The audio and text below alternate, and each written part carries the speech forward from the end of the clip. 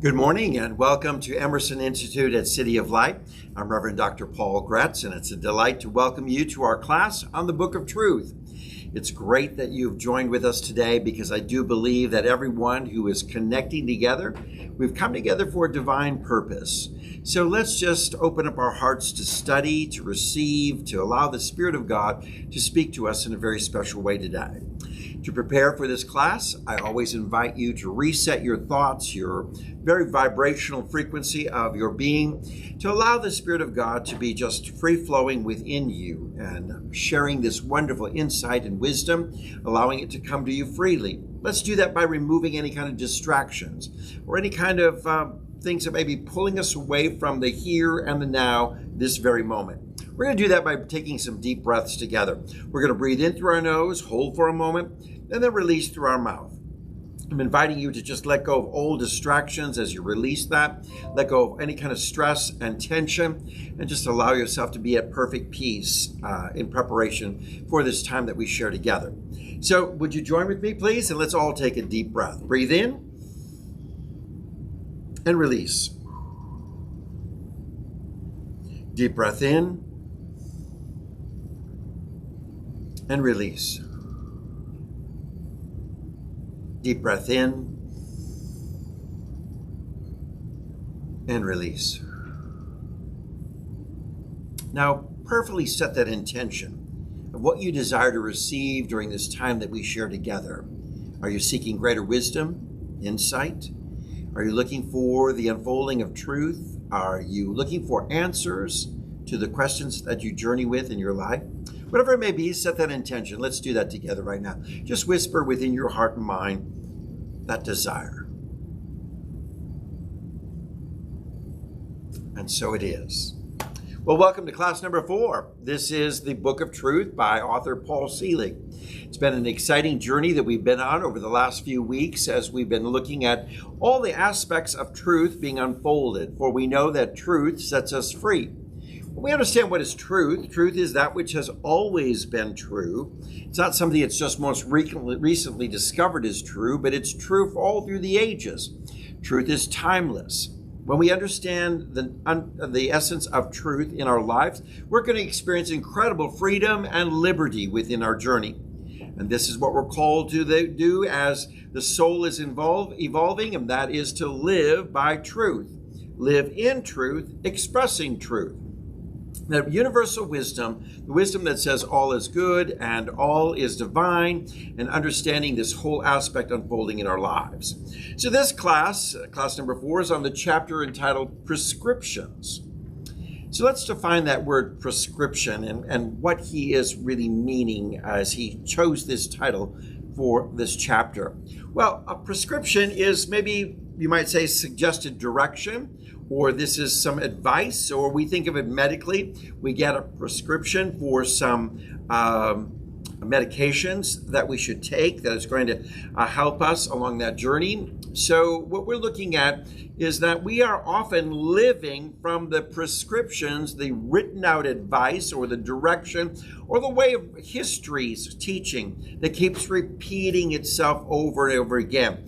So he's used this term to describe a little bit the ongoing repetition in our life experiences of what has been taught, of how expectations are expressed, and how we're called to live, and we think we're called to live, by the society and the environment around us. So what we find is that we're often living from these, and the expectations of one person's thinking, or the one-way thinking that may come out of many different groups. One-way thinking meaning my way is right and your way is wrong. Some of us have grown up in traditional Christianity where in that context there's been one-way thinking that says my way is right, your way is wrong. I'm in the right true religion, you're not in the true religion. The way you think, how you express yourself is not correct. Some of us even have one-way thinking as we're dealing in our relationships, how I put the toilet paper on the roll and it goes one way and that's my way is the right way, and everyone who does it the other ways is the wrong way. So we in life can have this one-way thinking that's not open to all kinds of possibilities and different approaches or different views. And so what happens is quite often we were living from this one-way thinking. This is the way it was done. This is the way you always should do it. And this is what you're expected to do. I don't know about you, but I have experienced this a lot. The phrase, we've never done it that way. I've been a pastor for 42 years, and many times as I came into a new congregation and suggesting something different or a new way of expressing our spirituality, people would say, oh, wait, we've never done it that way. So, in other words, we've always done it this way. We always hope to do it this way. We'll continue to do it this way. And we live in this one way then of doing and of living. Sometimes we get confused about that one way because we don't always understand the background of that one way or why it's only one way. There's a perfect example, and I've shared it with you in other classes, where there was a young bride who was welcoming her parents for dinner, and she was serving a ham. When she took the ham out of the oven, she cut the 4 sides of the ham off and threw away the cutting off the meat. And the mother looked and said, honey, why are you doing that? Well, Mom, that's what you always did. You always prepared a ham, and when you prepared a ham, you cut it off, and you cut all 4 sides of the ham off and threw it away. She said, well, honey, that's only because I only had a pan that was so big. So I had to cut the ham to make it fit into that pan. That's not how you bake a ham, but that was just the way I was doing it. So we get caught up in this one way of thinking. This is the way it's always been done. This is the way it's always should be. And we sometimes live our life in that continual journey of what the author wants to say is a prescription that's pre-written out for you about how you should live or do or operate within this world. For this chapter, then, is all about living out who we are in our divine self, or our true nature, or as the expression of God, because you are expressing God right now. Do you know what I mean when I say divine self? I want to make sure everybody understands that we are living from this wonderful awareness that we are divine, and that divine true nature is what we want to allow to have freedom to express constantly, that divine nature in our lives at all times. Our journey of our soul is this journey of self-realization, of realizing who we are, that we are this divine expression, that God dwells within us.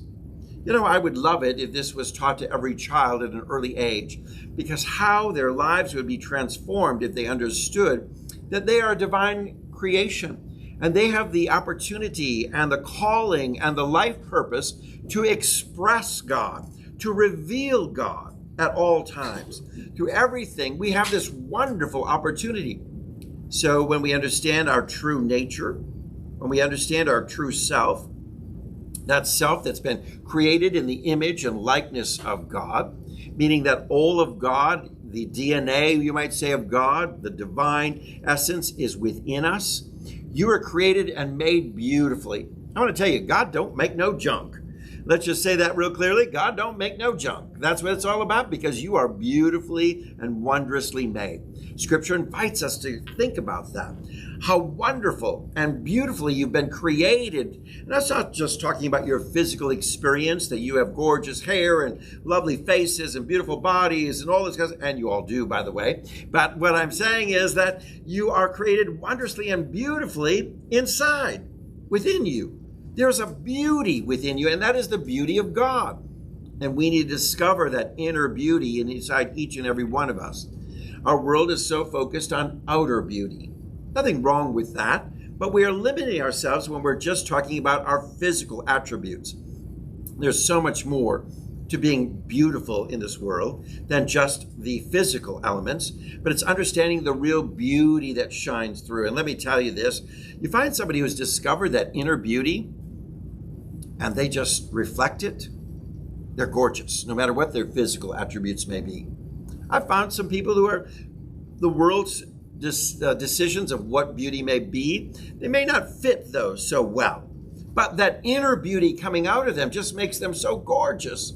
You just want to be with them at all times. You love their energy. You love their presence. You love the love that radiates from them because they've discovered their divine self, their true self, who they truly are, created and made in the image and the likeness of the divine. And we're called to ever release that, ever express that. You hear me say this quite often. I'll say a lot of people believe, well, I need to ask Jesus into my heart. And I want to say, I think you need to let Jesus out of your heart. I think we've got it all wrong, because we're always looking to grab something like, oh, if I could just get something to come into my life, versus realizing you're already equipped with it. You already have it. So the calling is for you to release it. So let's just being about releasing the Jesus rather than calling the Jesus into our life. Let's shine and radiate and fulfill the calling of who we are.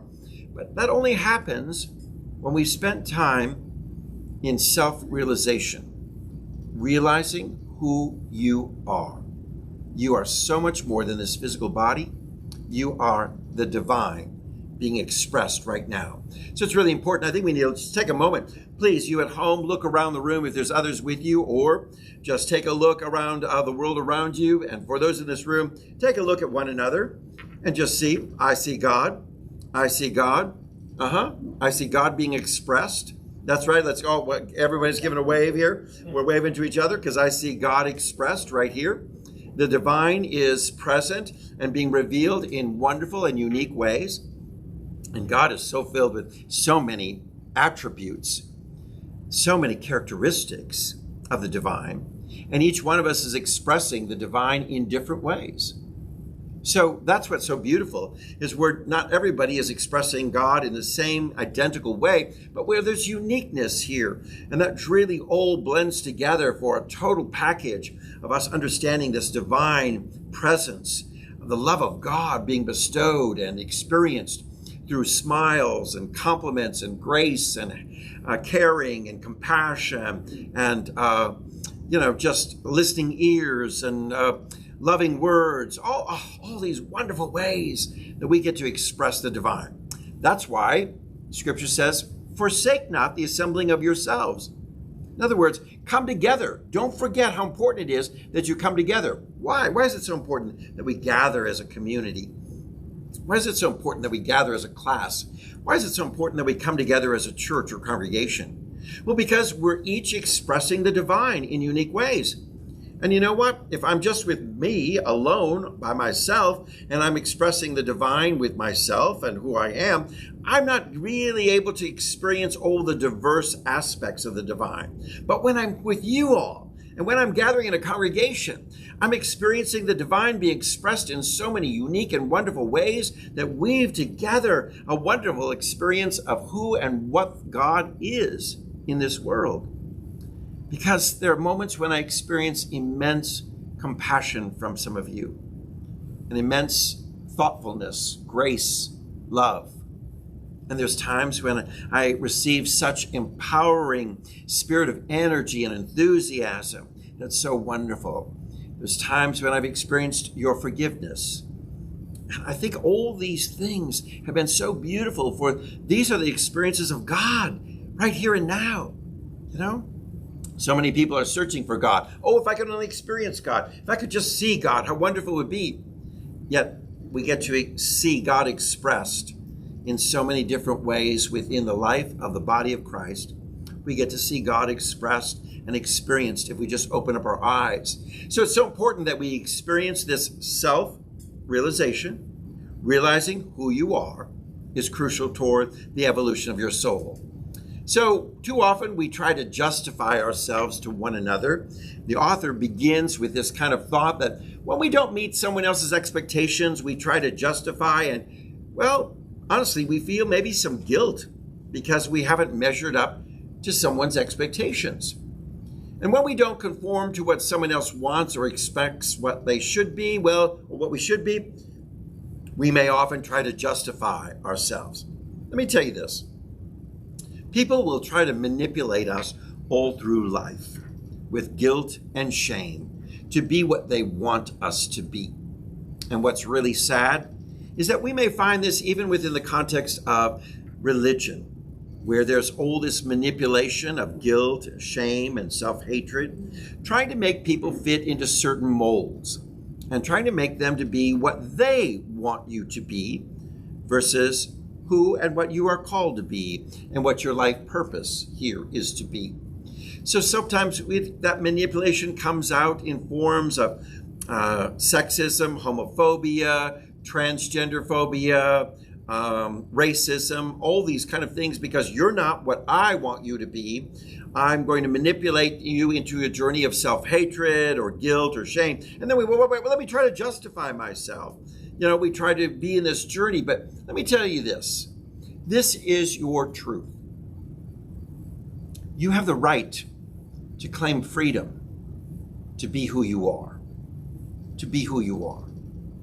Because God created you uniquely and wondrously, and that uniqueness and the essence of who you are and how you've been created is so powerful, and you need not have to justify it. Nor do you need to surrender to the manipulation of the world around us to conform to be something that you're not.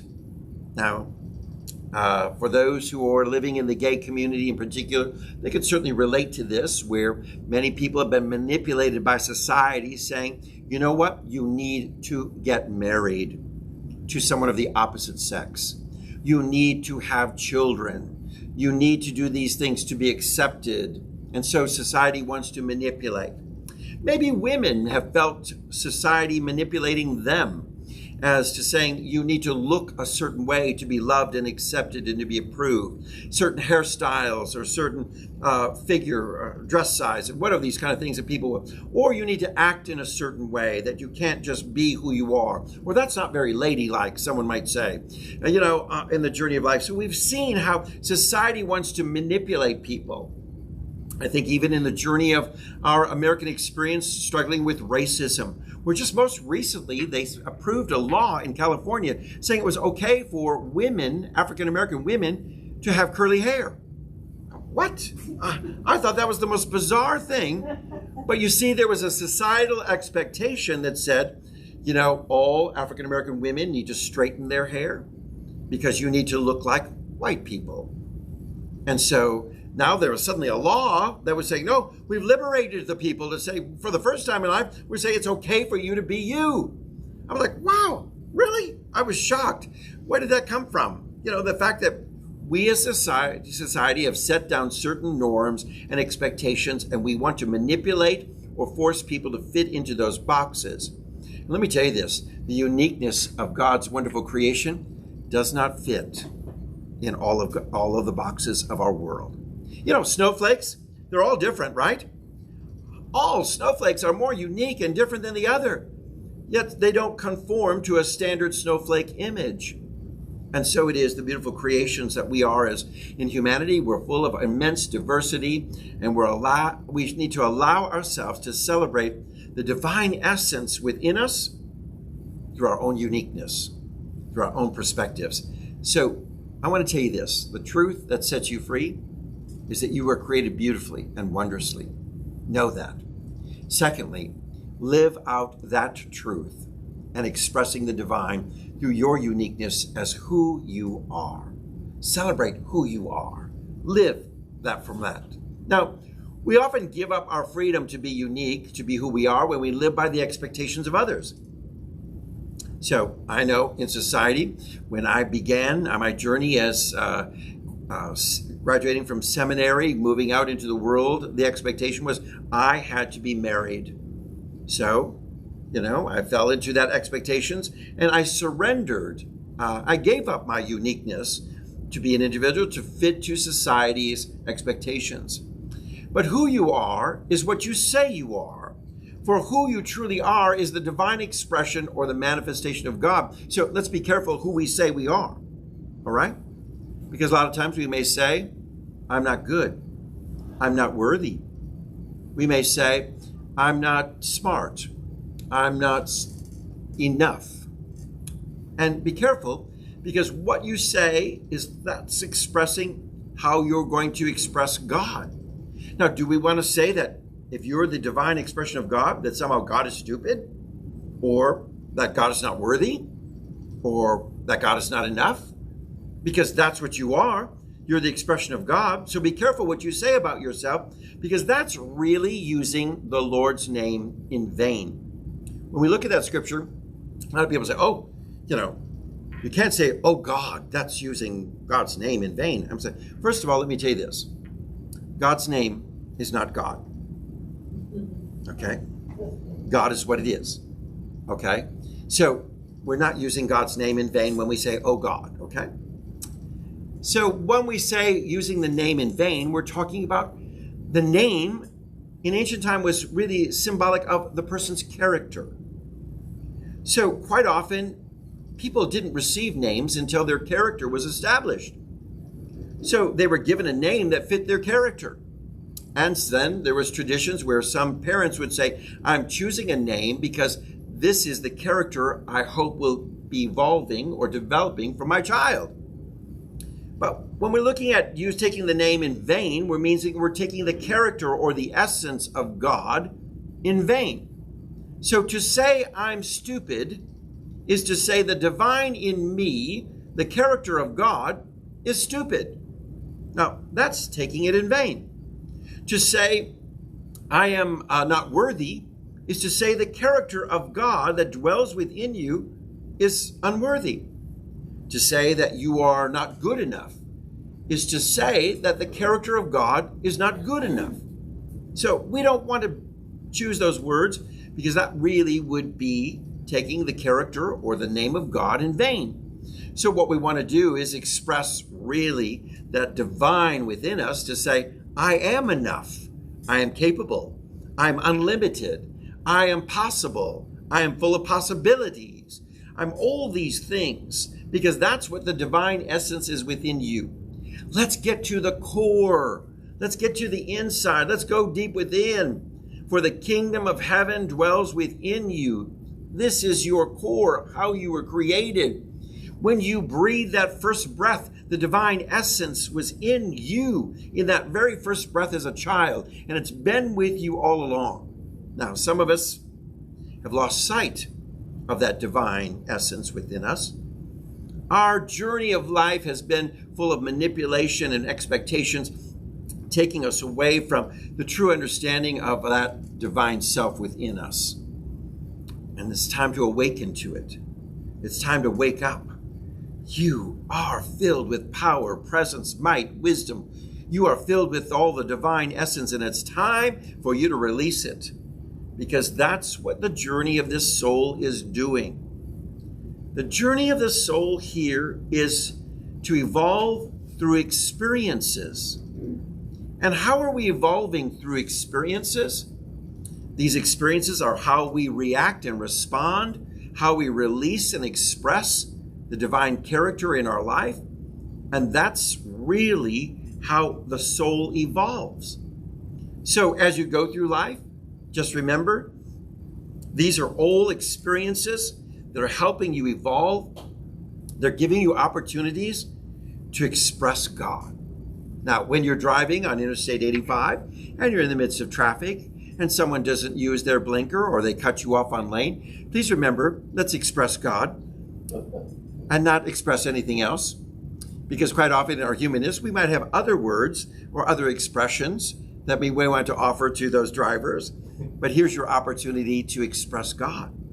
God bless that driver. Bless them. Watch over them. Maybe they're stressed today and they've forgotten to use their blinker, or they're speeding and they're swerving through lanes and they're not being observant. They're distracted. So I speak now blessing upon them, and the goodness of God is flowing out from me to them in consciousness that they are being blessed as they drive down the road, and Lord, help them slow down.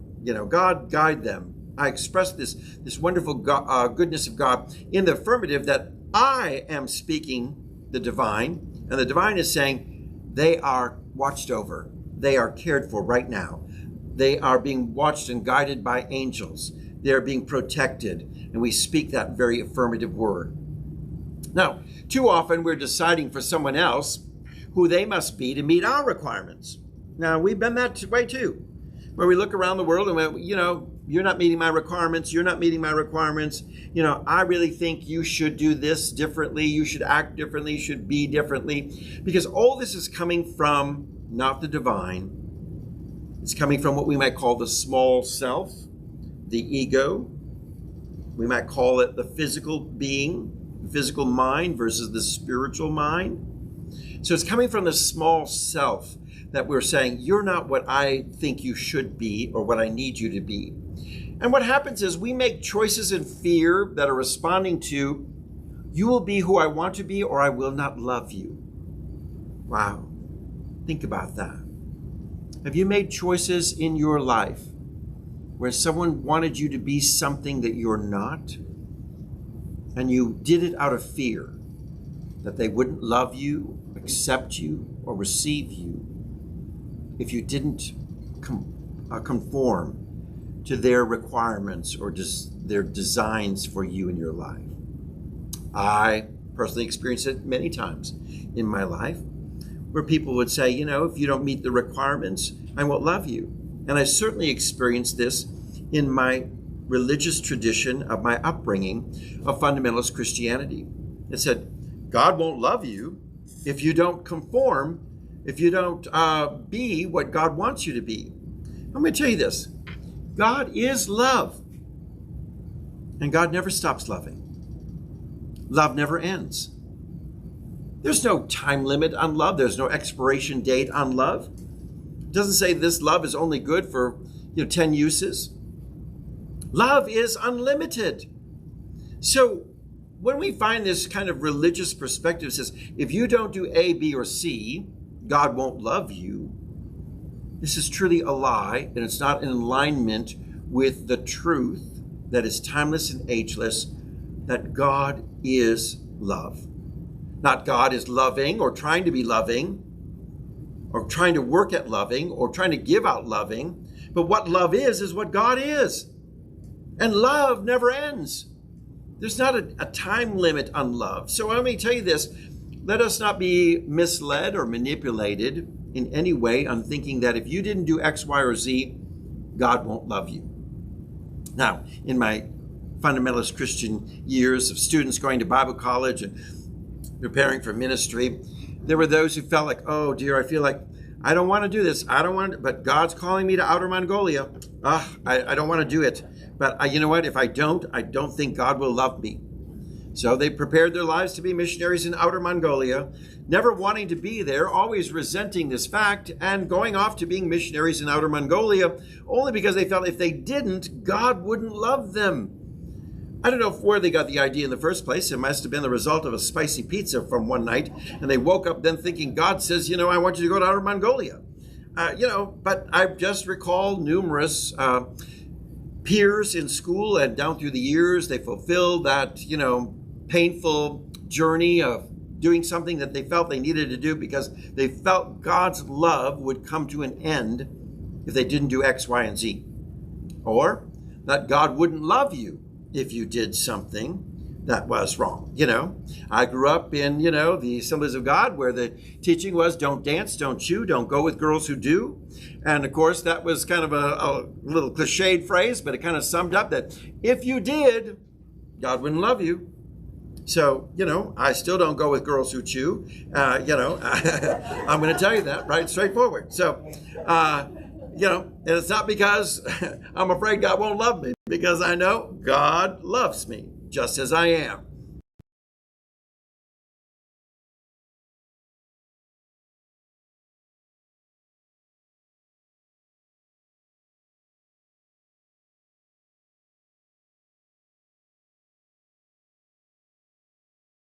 They cannot have power over you unless you let them. When people begin to decide for you how you should live your life, who you should be, how you should act, what you should look like, who you should marry, how you should live your life. You see, we give that power, we acquiesce to that because of fear. We're afraid. We're terrified. So we respond out of fear that we won't be loved, that we'll disappoint others, that others won't approve of us. And so we live in that kind of fear, and we give in so many times to what culture has decided us to be. How many times have women taken on roles in their marriages because culture says you need to be June Cleaver? You know, how many of you have just said, I got to be the perfect wife. I've got to be the one, make the perfect casserole. I got to have dinner on at, 6 o'clock for my husband. I got to meet him at the door in saran wrap or whatever it may be. All these kind of societal things that people always have graded up for the perfect wife and the perfect woman, And you've realized, wait a minute, none of those are me. Yet you have given away maybe your creativity, your independence, your essence of your personality. That might be a great gift that was meant to be shared to the world, but you fit into these certain roles. How about, you've heard men should not cry, and how many men have fought tears, and because society says we shouldn't cry at all, and weaklings cry only, and we're not wanting to show ourselves weak, that we bottle up and hold within us all the pain and agony we've gone through in our life, because society says you just don't cry. How about things like you should look perfect? And if you didn't look perfect, you wouldn't be loved. Oh, we went through that probably in high school, and peer pressure, trying to look and fit in with the rest of the crowd. And even when you didn't look like the rest of the crowd or didn't fit in with the rest of the crowd, you're doing your best because this is what society's pressure was putting on you. And now we look at it, why do we do these things? It's all about fear. And sometimes these agreements we made with others' intentions and others' desires for our lives, what they've done is they've actually denied the divine presence within our lives. And let me tell you this, when you are denying the divine presence, when you're not living the fullness of who you are, all these other kind of things are just going to struggle, and they're going to rise up, and you're going to find out how truly false they are, that they're lies in our lives. So it's really important that we begin to say, I am free, I live in truth, I live in God, I'm the expression of God. God is love, and I am love. And I own all this. And this is who I am, and let me express this from my own unique perspectives. And let me be me. Now, we think that there's, again, certain ways that people need to act and behave. I will agree that there are some things that are appropriate, and places where things are more appropriate than others. It doesn't mean that you can't be you and express the divine through your wonderful creativity, through who you are, and through how you've been made. So I want you to really express, I am free to be who God made me to be. I really want you to understand that. You are free to be who God made you to be. What a wonderful moment it is if we all could have this moment of self-acceptance. For self-realization of the divine self within us requires that we've accepted ourselves for who we are, and we begin to love ourselves. That we really receive this wonderful divine message of self-acceptance, that you are the beloved in whom God is well pleased. But if we don't have this self-acceptance, we're going to struggle through life always wondering, are we good enough? Oh, but let me tell you this. You are good enough, just as you are. You're amazing. You're incredible. You're beautiful. You're blessed, because that's the way God created you. So express that and begin with some level of self-acceptance. I accept myself for who I am. Let me tell you this, as a gay man, the most powerful moment of my life was my moment of full self-acceptance. When I could proudly just say, yes, I own it. I'm gay, I'm gay, I'm gay. And I just began to say it over and over again. And there's this wonderful, empowering moment that I just began to love myself for who I am.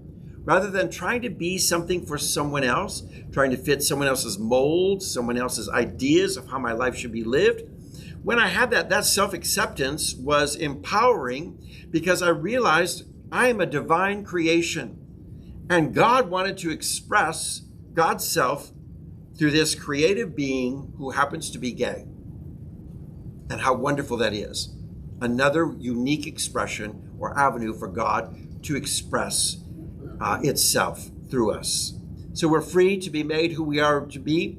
And with that self-acceptance, I want you to accept yourself for who you are. Beautiful, gorgeous. Whether you are straight or gay, whether you're tall or short, whether you're chubby or thin, whether you're this or that, whether you're bald or you got too much hair, whatever it may be, just start loving and accepting yourself, because you are this unique divine expression. And go deep within as we love truly who we are from the outside, let's go deeper, deeper, deeper, deeper in to find this innate beauty that's been there all along, waiting to be released. There is so much love for you to release. It's amazing. And the beautiful thing is, when you give love away from within, it replenishes because it's like a fountain. It's not like, oh, I've only got so much love to give away, and once I give it away, there's no more to give.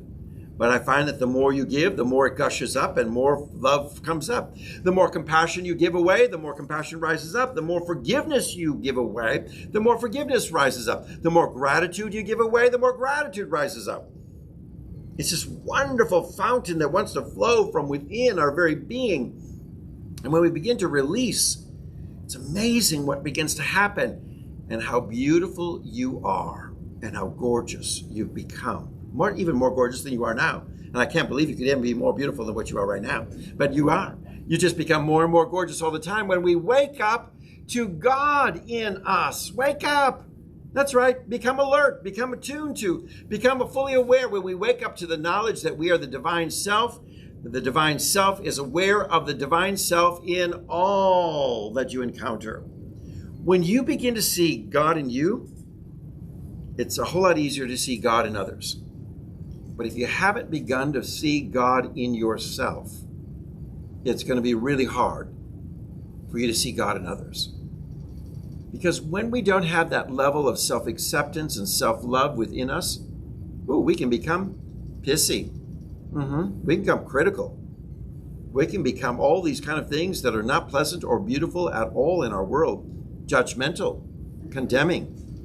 It becomes so easy because we haven't really awakened to self-acceptance. In today's evangelical Christianity, one of the great struggles that they struggle with is condemnation of others who are not like them. So what we find is in the evangelical journey, there's a lot of condemnation. You don't think like I do? You're not right. You're not good. You're not correct. Why do they think that way? Because the fundamentalist evangelical teaching is founded in you are not worthy. You're not worthy. You are not good enough. You are a sinner with lots of S's because it makes it even more sinful. You are a sinner, and that's who you are. And please write that across your forehead. I'm a sinner. I missed the mark. That's what sinner means. You've missed the mark. That's all. You've missed the mark. So constantly, if you think you just missed the mark and you missed the mark and you missed the mark and you missed the mark, all you are is someone who misses the mark, after a while, how can you feel good about yourself?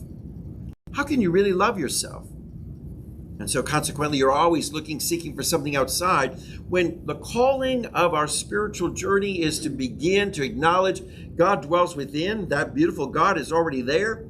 I am not a sinner. Yes, I may miss the mark occasionally, but that is not my banner. You know what my banner over me is? My banner over me is love. And my name is light. I am the light of the world. There is no title of sinner or shameful or unworthy that needs to be carried on over my head. The name for each and every one of you is you are the light of the world. You are amazing. And this banner over you is just this incredible love that is God. And we need to awaken to that and start to celebrate it, because when you do, you'll be able to see it in others. Carla has a question or comment. What's interesting from this book that helped me to recognize is like the people in the car, for example, because it's so many good examples of that. But he talks about seeing people as they really are and seeing the God in everyone. Right. And so one of the things that I sort of envision when I think of that is like taking somebody, unzipping their skin suit and just seeing them as a body of light. And so seeing them as they really are, and understanding too when like somebody cuts me off or does something else that I perceive as negative, that I realize I instead of getting angry, I decided to perceive them as doing something that's a blessing to me. Because when they cut me off, it gives me the opportunity to be forgiving. And when somebody takes something or asks me for something that may or may not want to give, it gives me the opportunity to be generous. And so everything that I would previously have perceived to be a negative, I've learned through his book to re-see and see it in a different way and see the good in it and how God and everything is acting good. Beautiful. Yes. Seeing the good in everyone. Let's just unzip that physical facade, look deep into the soul of one another. I see the goodness in you. Because when we've seen the goodness in ourselves, it's going to be a whole lot easier to see the goodness in others. When we discover the love within ourselves, we can discover the love in others. But I'll find that those people who are very critical and judgmental and condemning have not really found the love within themselves. Because when you love yourself, you realize that the divine is in me, is the same divine in you. So I have to love you the same way I love myself. That's why the passage of do unto others as you'd have them do unto you is so apropos. As you see the God in yourself, you want to act and do unto them because you're doing it the same as what you would want done to yourself. So that's because, and we would do this because we see the God in ourselves, and we then see the God in others. So it starts by saying, I know who I am in truth. I know what I am in truth. I know who I serve in truth. The truth that you know will then set you free from all these fears, judgments, self-hatred, condemnation that people want to put on you. When you know who you are in freedom, well, you have to give that same freedom to someone else. So it's one of these things, if you say, I am free to be me, oh, but you're not free to be you. Well, that's not in full alignment. So we want to say, I'm free to be me and you're free to be you. And we're all free to be who we are intended to be and begin to celebrate that because we're all unique expressions of God. Now, when we're living in the truth of who we are, you never need to be afraid. You don't need to be afraid. You see, I find working with a lot of people from the LGBT community, and this is a good example, they're fearful and terrified. They're afraid to come out, afraid to be who they are, because society may not accept them. Family won't accept them. The world won't accept them, etc., etc. But when you know who you are, what rises up in you, a beautiful confidence, a beautiful understanding of who you are, and you need never be afraid. Oh yes, people may turn their back on you, but you know what? You've got a power and a presence that's even greater than what they are. And that's the divine in you, sustaining you, supporting you, walking with you, never leaving you nor forsaking you. Oh my Lord, it's so wonderful. For the commandment to love one another is the most important commandment you may ever know. But you cannot love one another if you are fearful of them. If you're fearful of them. Now let's think about that. How many of you heard the phrase, love the sinner but hate the sin? Very cliched phrase that a lot of people want to use, in particular in the evangelical community, which has been really strongly embodying this kind of fear, a fear that you're not like me.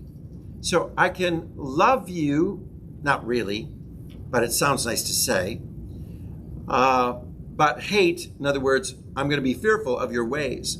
You can't really love if you're fearful of them, okay? How can you love something that you're afraid of? You know, it's really hard to do, isn't it? Let's just say you're afraid of a lion. It's hard to love that lion, isn't it? You're not going to go up to that lion and pet that lion. You're not going to go up to that lion and let it lick your hand. You're not going to do all. Why? Because you're terrified. You're afraid of it. So how do you love that lion if you're afraid of that lion?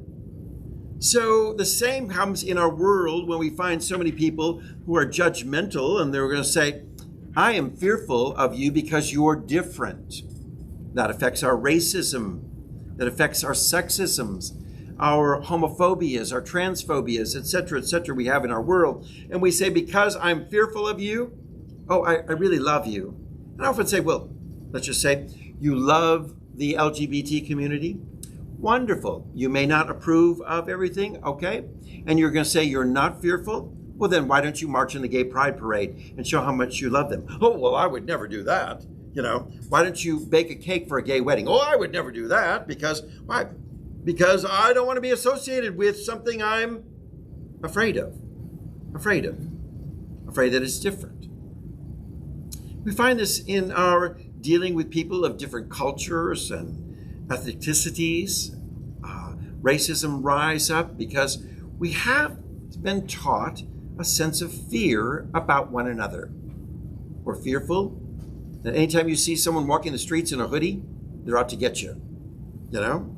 And, or that someone may be fearful of a white cop coming after you. And if you're a different race. And so on goes the list of things that we create within our lives, and we live from that fear, and there's inability in our hearts to love those that we're afraid of. So when we do find that we can be releasing fears and seeing the God in someone else, we begin to love them. We can truly love them. So just remember that when someone is out of alignment with their divine self, they're not fully aware of their divine self, they can do some harm. But it's not done by the divine self. It's not done by the God in them. It's done by one who's forgotten who their true nature is. So let's have a little compassion for the people in our world who've forgotten their new nature. Let's have some love and not be afraid of them. Okay? Yes. Also, Carla. this way, I've got so many things from these books, but one of the other things too is that when I learn to see everything as of God and everything is God, I'm much less fearful of it. And just an example of spiders was the thing I used to be very, very afraid of. And now I look at it as though it's just of God and it is taking care of itself, and it's not coming after me. And where I used to would have squished them, and even the smallest little spider crawled across my paper the other day, it was probably maybe a millimeter, even that. And I normally would have squished it just because it was in my way. And it occurred to me, that's of God. And I scooped it up on a piece of paper and I took it outside and gently put it on a leaf. And realized that I don't have to be afraid of these things because they are of God. And we are all one. Beautiful. Very well expressed, Carla. Thank you so much. When we see that everything is of God, we need not be afraid of it. Beautiful. I love that. Thank you for that. That's excellent. Now, the evolution of the soul requires that the soul has these experiences. So we welcome diverse experiences and diversity in our life. So we are moving, for those who are following our notes, on page 3 in the very top. What we have said over and over in our classes is, what are you here to do? What's your soul here to do? And we've likened it onto a simple phrase, we're here to taste chocolate. Okay? But what does that symbolize for us? We're here to have experiences, right? Why did your soul come to this moment, to this time? But to have experiences. And what were the experiences for? For the evolution of the soul. For it to grow, for it to expand, for it to discover, for it to learn. That's why what we're here to do. Let's get about the doing of what we're called to do. Let's get about the being of what we're called to be. Let's just get in there and let's taste lots of chocolate. Now, that's a metaphor for us just saying, let's have lots of experiences in life and welcome them. Because when we do, we know that God is in every experience we're going through. And everything that we're going through has a reason or a season. It's there for our own development, and it's for the evolution of the soul. So as you become more aware or come into the full understanding of the divine as you, what you have created in this lower nature can be reclaimed into a higher nature. So some of the things that we've created and we've in our life that have been of the more negative, fear-based, frightened nature, we can recreate them, or I'm going to say reclaim them, get them back, and lift them into a higher nature for themselves. An example, the anger, the hatred, the racism, the sexism, that they're not going to enter into a higher vibration of knowing. So you reclaim them, and reclaim them as, instead of anger, it's peace. Instead of hatred, it's love. Instead of racism, it's acceptance. Instead of sexism, it's fairness. And when you live from the divine self, these things come into alignment. So what's going to start happening in your life, the things that you begin to think of from these perspectives that were all fear-based, and I can't tell you how much fear-based thinking permeates our world today. And we could break down so many things to say it simply comes down to the basis of fear. I'm afraid of this. I'm afraid it's different. I'm afraid of its outcome. I'm afraid what it might do to me. I'm afraid, and we could go on and on and on. So we look at a lot of issues in our life. You know, why is patriarchal outlook so predominant? Why do men think that they are the best? Because the fear is, they don't want to have a woman be equal. They will lose their power. So it's fear of losing their power. So they become more patriarchal and create a society where men are on top and women are considered second-class citizens. You know, our whole concept of, you know, sexism and how we deal with the diverse sexes and how we create a sense of equality is only moving forward as we remove the fears, the fear that, you know, somebody that we've oppressed, men have oppressed women, and all of a sudden, wait a minute, well, that woman could be my boss, and what would she do to me in revenge? Because now she's in charge, you know. Well, first of all, you don't have to worry about it if you've treated everyone fairly. You'll never have to worry about that. But when you are already treating people unfairly, you know that what may come back to you is some recourse or karma, we might say, of what you've done. But you can reclaim these experiences and reclaim them and say, you know what, I now reshape this and revision it now from a perspective of love, not fear. Here at City of Light, I've always spoken that this is a love-based experience, not a fear-based experience. For years, people would say, you know, maybe, you know, Dr. Paul, maybe you need to preach more hell, and we need to scare some of these people into church. Maybe we need to teach more that, you know, Jesus is coming in the clouds and they're going to be left behind, and we need to get them more frightened. The more fear-based they would shape up and show up in church. Maybe we need to tell people that, you know, you need to be afraid God's going to punish you or not love you, or you'll not be fully welcome if you don't toe the line and show up. Well, I said, that's manipulation. And it's manipulation through the use of fear. And that's not who we are. We're a love-based spiritual journey. I want you to encounter the love of divine within you, flowing in you, around you, and through you, and always for you. And then make your decisions based on that divine love flowing in and through your heart and life. Now, the relationship you have as the divine self is in love. But you cannot be in love when you're living this lie that you are not the divine self. So self-realization is really the pathway that Jesus was teaching. Jesus was teaching, I want you to realize you already are the light of the world. Yeah, you're going to try to be. You already are. You already are gifted. Not that you have to try to be gifted. You already are equipped with love. Not that you have to try to get love. You know, all these things you came into the world gifted with. It's time for us to have some self-realization moment and awaken to that. Now, what we want to understand is that we do not fix things.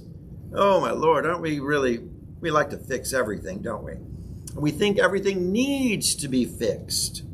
But we reclaim what has always been there and is truly what is. So let me understand this. You're not fixing yourself. You're reclaiming what has always been there, okay? So we think to fix, we need to do something on the outside. We need to fix something within our life. We're trying to adjust our lives. But let me tell you, you don't need to fix anything. You just need to allow what is and what you are to be exposed, to come forth. You are whole. You're already complete. You are made a perfect being. God don't make no junk. You're already made a perfect being. You're created in the image and likeness of God. And when you're feeling ill or insecure or not enough, you think, I got to fix this. No, you don't need to fix anything. You need to reclaim because it's already there. That's who you already are. You are always the divine self because that's all you can ever be. You are always it. Always. It's always available. Now, whether you are willing to express it, whether you're willing to acknowledge it, it's always there. It's a constant. It's always going to be there. The presence of God is always with you, never leaving you nor forsaking you. I can't emphasize that enough into your life. Now, you may be distracted from that presence, but that presence is always there. So I want you to understand that what you think is what you are in your experience. So if you think you're not the divine self, just know that's going to be your experience. But if you think you are the divine self and you awaken to that, to that wonderful level of knowing, wow, that's going to be your experience. There's a difference between thinking and knowing, okay? Thinking, all these different thoughts. And what's the difference? Knowing is like, I got it. Thinking is, it might be, let's think about going to Paris. Would we like to go to Paris? We'd like to go to Paris. That's nice thinking. But knowing means I'm going to Paris. I got my bags packed. I'm headed to Paris. I got my tickets. I know the hotel I'm staying at. I know I'm ooh la la. I got my French down. I can do my bonjour. I'm ready. I'm French. Okay. Steve. So should new thought then be known as new knowing? New knowing. Oh, I like that. I like that. Yes, because it's not a fleeting thought. Maybe it's a consistent, unwavering faith of knowing. I love it. Oh, you get an A. All right, Steve. Good answer. Good answer. All right. We love that because here's the example. There's a difference between planning a vacation and being on a vacation. Big difference, isn't there? Right? So when you know where you are going, you're gone. You are there. Thinking is like, I'm thinking of going on vacation. Knowing is, I am on vacation. You know what? I'm out the door. I'm not thinking about it. The maybe is gone. The possibility is gone. But the knowing is rock solid. It is, and I'm experiencing it right now. That's the knowing. So we want to make sure that we're people who are in the know. In the knowing. That's right. We want to move to that level that thoughts have now grounded us so much that we know that we know that we know. Oh, I love that. I know that I know that I know. And that you just are in this wonderful sense of awareness and comprehension, of enlightenment, and like, aha, I get it. I understand it fully. Now, when you begin to see someone in a new way, from the divine way, you've invested yourself in what you have known so far. You really are releasing this love that's within you. And what you're doing is you're agreeing to their divinity in place of other things. Like, I could see, we could see a lot of people's faults. You all could see my faults. We could name each other's faults. Or we can choose to see the divinity in one another and replace all of that, reclaim all of that, refresh and renew all of that, and say, I see there's a divine character within you. I can't tell you how important it is that we call forth the recognition out of people. Call forth. I see the good in you, and I'm going to call the good in you. So when's the last time you complimented someone and called forth the good out of them? Call forth the good out of them. And saying, I just love your nature, your sweet, kind nature. I love how thoughtful you are, saying to that someone and calling forth the good. Now, they may have forgotten your birthday, but you're still going to say, I love how thoughtful you are. Because, you're going to call forth the good. And they're, oh, I'm thoughtful. Oh, I really am thoughtful. Oh, I think I forgot their birthday. I'm going to send a belated birthday card, you might say. You see what happens when we call forth the good out of someone? You're calling forth what they may have forgotten or not seen. So when we call forth the good, say, I see God in you. Do you see God in me? Oh, that's right. There is God in me. Oh, let the God then shine forth or radiate forth because you're seeing it. You're calling it out. When we say, oh, I just love how thoughtful, kind, or caring you are. I love your compassion. I love the spirit of forgiveness that I see in you. I love the radiant light that you are. I'm light? Really? You see, when we call it forth from one another, we're acknowledging and we're helping each other see it. And this is, again, why we gather to church to call forth the good, the God that we see in one another. That's why the body of Christ is so strengthened when the word in Scripture says edify. To edify means to build up. How are you building up? By calling forth the good out of everyone. Now, what good does calling forth the bad do? The negative, Oh, I just want to say, I just don't appreciate your negative attitude. I don't appreciate how, you're so critical or your condemning spirit. I don't appreciate it. Wow. Have we built up the body by saying any of that? No. And is that what we want to see reinforced? No. But when we call forth the good, we're reinforcing it. We're laying down foundation, brick after brick, building up and edifying the body and calling forth the highest and best. We begin to see the divine in one another. And it's time for us to recognize it and to speak it. Speak the divine. And I got to make a political statement. This is my opinion. It's what I saw in my heart. But when the president made his speech last night, he had the two women behind him, which everybody was making a big deal, you know. But he turned around to his vice president, and it looked like he said thank you or something, because she smiled, and then she went like that, a gesture back. And to me, that meant that they were respecting each other. And that is the basis that I see them ruling, or not exactly ruling, but running and solving problems in our country today.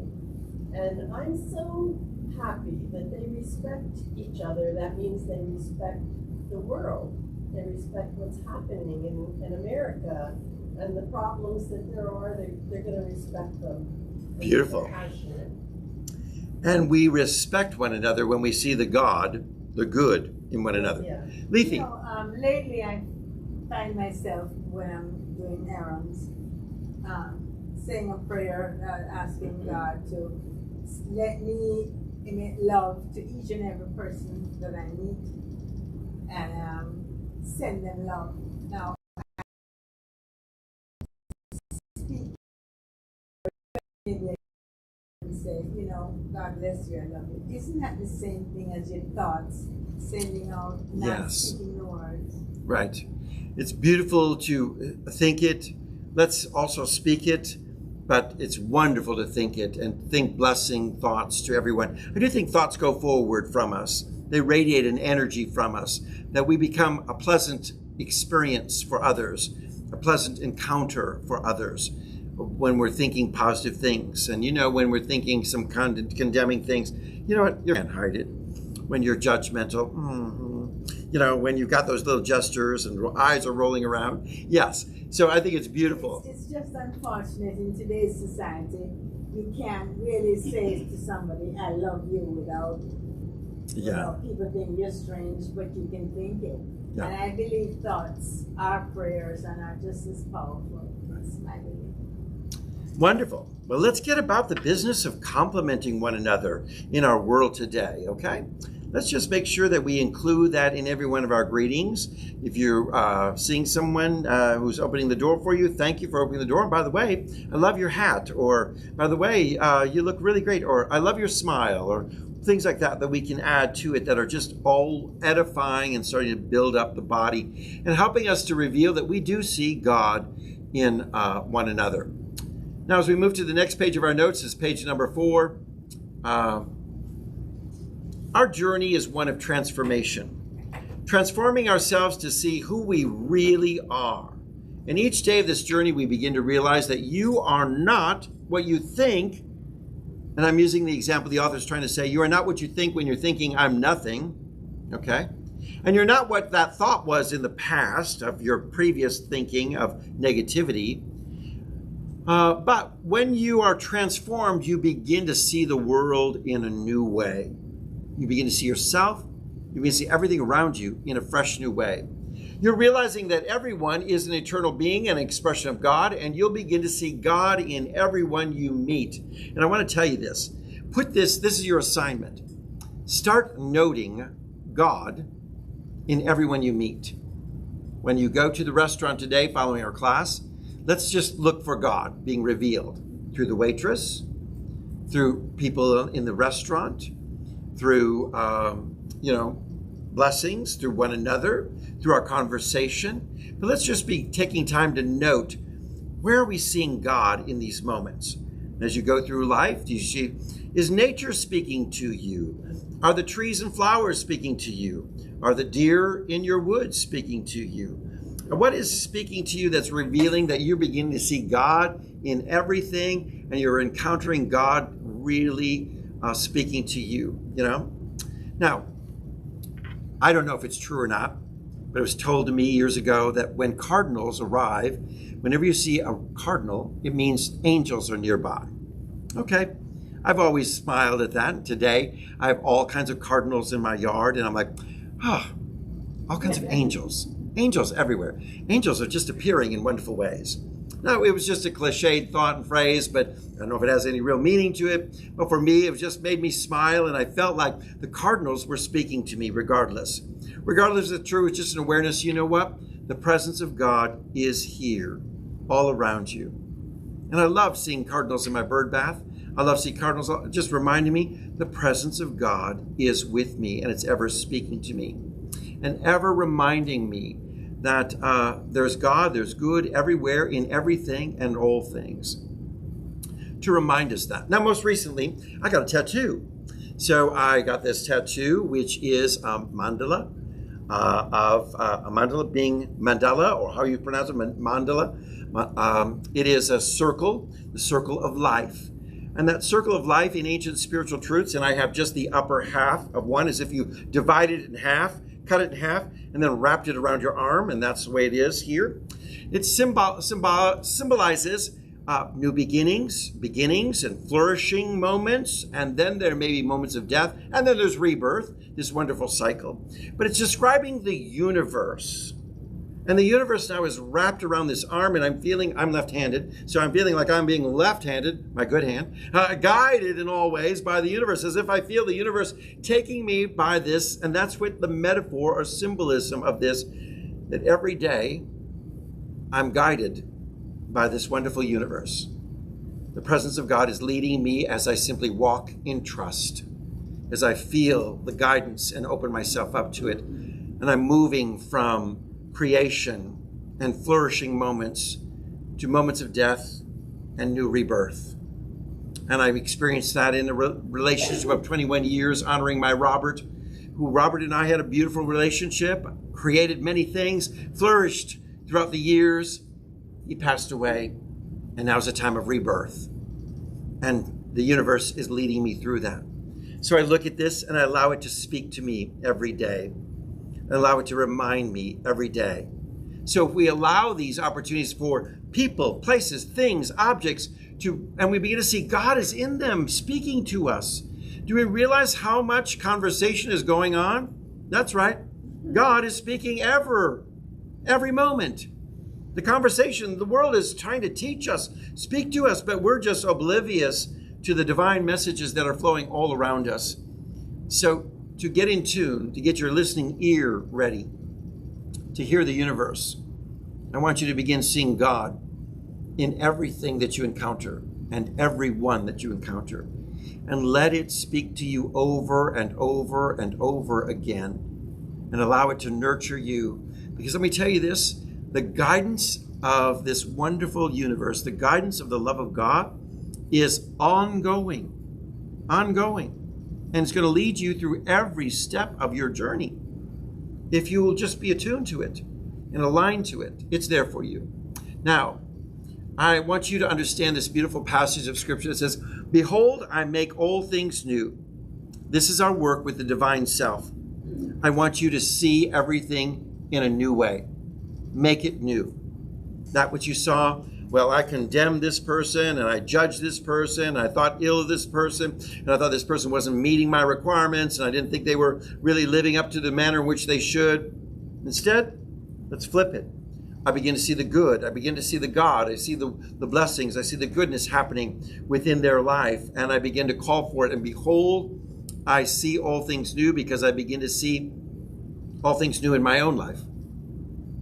I see God is good in me. God's love is in me. God's grace is in me. And behold, I begin to see all things new. This is our work. Now, each day, I want you to accept this assignment to show up as the divine self. That's right. Walk in the room, hello, I'm the divine self. You know, that's the way we need to say. I am revealing God. I'm the expression of the divine here right now, folks. Wow. Well, wouldn't that be wonderful if everyone came with that kind of energy in life? That we begin to express that so much. We can follow a lot of traditions and rules and guidelines of your workplace and still be your divine self and still be unique. There's a lot of people who say, well, wait a minute. I'm going to be unique. I don't need to follow those rules. I can remember years ago, there are a lot of people who said, I want to express my individuality in our church. I'm not wearing a choir robe. I'll sing in the choir, but I refuse to wear a robe. Instead, I want to wear this gigantic hat, and I'm going to wear this, flory little sundress. And for the men, it just didn't work. I'm like saying, honey, that may not be the right thing for you to do, okay? But I'm just saying they wanted to express themselves and be their own unique things. And I'm saying it's kind of like you're on a team playing basketball, and you don't want to wear the team jersey. And you wonder why the ball never gets passed to you. Because they can't see you as one of the team members. So you wear the team jersey and the team colors to say, I'm part of the team. You may be unique and you may be the best three forward, you may be the best point guard, you may be the best whatever. You may be all these wonderful things in your own uniqueness, but you still wear the team jersey to say, I'm part of the team. So the question is, are you showing up as your own self or as your divine self? Because the divine self is not rebellious or fighting against, but renders unto Caesar that which is Caesar, shall we say, in the scriptural context, that is following along, but still is expressing the divine good and your uniqueness in your own way. So I want to encourage you to do everything as God would do it, as love would do it. WWLD. That's right, WWLD. What would love do? That's right. Ask yourself that in every scenario, in every question. What would love do about this? WWLD. What would love do about this scenario or that scenario, or how I'm going to react to this thing or this person or this experience? Because when you answer that question, what would love do, you'll always show up as your divine self. And oh, it's beautiful. And you're going to be a radiant, even more radiant than what you already are. You're going to be more as we're awakening to this wonderful, true awareness of the divine self. Well, I'm going to say thank you for joining us for our class today. I'm so glad each and every one of you are with us. It's a delight to see students returning back, coming into our in-person gathering here. Please know that if you'd like to join us at Emerson Institute at City of Light, we're welcoming our students back. We're delighted to have you all joining us in the classroom. Everyone's doing a great job social distancing, and we're just having a great time in fellowship. And so many people have already received the COVID-19 vaccines and are feeling more comfortable. So we want to welcome you to come back to our classroom environment. Now, if you choose to continue to join us through live streaming or through our YouTube channel, City of Light Atlanta, well, we're delighted to continue to come into your homes and share these class programs with you each week. And if you've enjoyed these classes and you found them to be valuable for you, we certainly appreciate your donations and your support of the Emerson Institute at City of Light. You can simply go to our website at www.cityoflightatlanta.com and offer your donation. There's a donation button right there at the top. You can offer your gifts. We greatly appreciate your support. Thank you so much. Always remember that when you've received something, in gratitude, give back. And you're in this wonderful cycle of sowing, receiving, and sowing, and on it goes in the journey of our life. So thank you so much for your support. Now, I want to remind you, if you've not received the notes for any of our class packets, please reach out to me at revtpaul@aol.com. We'll make sure that every one of our students has received notes to follow along. You send that message to me, and I'll pass it on to our registrar, Dr. David Carter, who will make sure that everyone has notes prior to each class session. Now, it's our tradition that when we wrap up the class, we want to find out what's your takeaway. Now, I find this to be the most powerful experience for me as a teacher.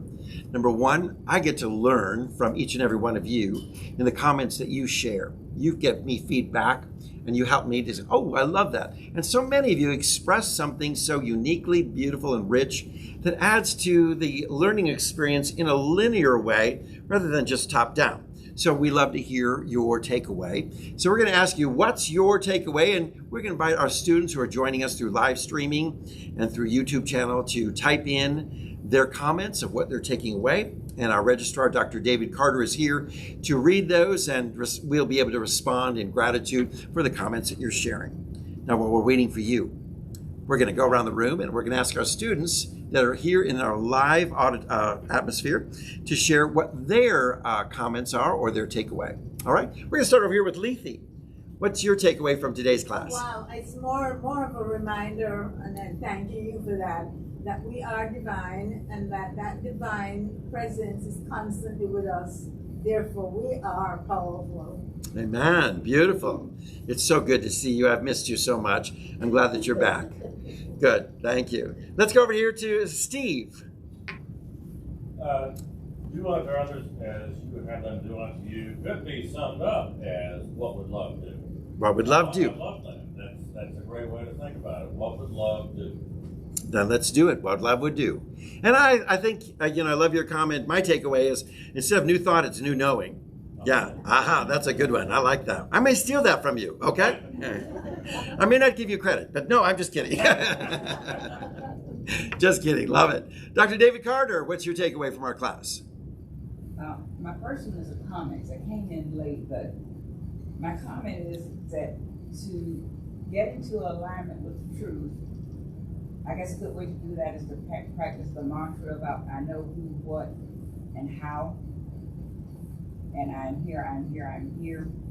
And as I practice that mantra, I'll say it over and over again and remind myself of it. It becomes first nature instead of second nature, because second nature does not help me at all, but it has to be first nature, so that's my first response to everything. So then my takeaway from that is, as I understand who I am in truth, then I can look at everybody and clearly say with authority, the God in me sees the God in me. Because when I know who I am in truth, then I see the truth of everybody else. Excellent. Wonderful. Let's go over here to Norma. I like the one that says, thinking means it might be, knowing is what it is, and I'm experiencing now. Beautiful. Amen. We're people in the know, aren't we? We're knowing, not thinking, not just thinking. More every day. Yeah. All right, Brenda, what's your takeaway? As we're going through these classes more and more, I begin to think about my attitude. And I know that God is love and joy and peace. And I had a great experience this morning in meditation. I felt so spiritual, so godlike. And after it was over in about 30 minutes, I noticed I was being very judgmental. And I thought, okay, just stop it. God is joy, peace, understanding. He does not label. He is not judgmental. I do not label, and I am not judgmental. And I'm beginning to see it more and more when I am not doing the godly way. Beautiful. Excellent. Carla, let's go to you. I liked when you said, when other people are not who we want them to be, the tendency is to make them wrong. We do not need to surrender to the manipulation of the world around us to want to be something wrong. Beautiful. We're not living in fear. We're not willing to surrender to be manipulated to be something that we are not. Amen. Ann, what's your takeaway? Dr. Ann, excuse me, Dr. Ann. Remember in the beginning of the class I said, I don't feel like a divine being. And I've been searching, because I've been working on feelings for really 3 years or more. And I talked about the geese the other night, that the male goose watched and stared me down while his little mate ate. And then when she was finished, she looked down, and then he met his needs after she met her needs.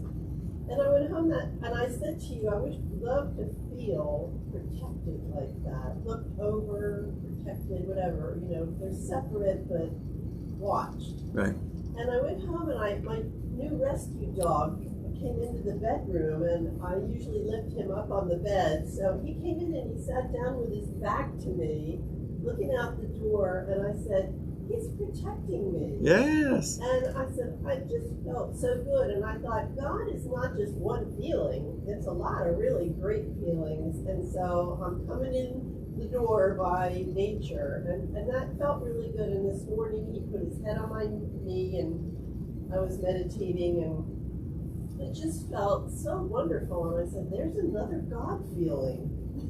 So So we're discovering God in your dog and how wonderful that is, and how divine your dog is, and that he is the messenger, and he's speaking to you through all these wonderful gestures. And it just gives so much meaning to oneness. Yeah. Because my dog is just my dog, but he's the universe, and Right. we're the universe. So, And we're all part of the same.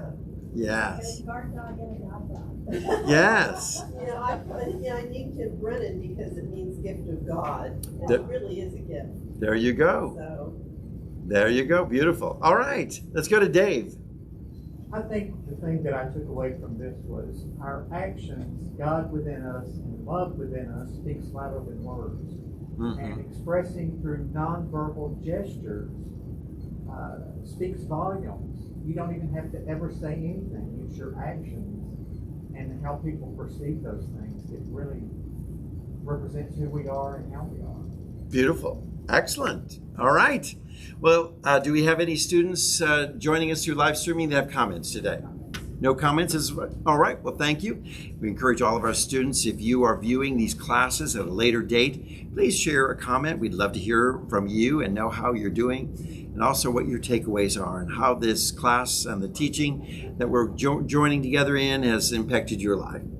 I'm so glad that you're with us, and I look forward to seeing you again next Thursday, 10:30, here from the Emerson Institute in the Dr. Angelo Pizzella Wisdom Center at City of Light. I'm Reverend Dr. Paul Gretz, and I'll be looking forward to seeing you next week.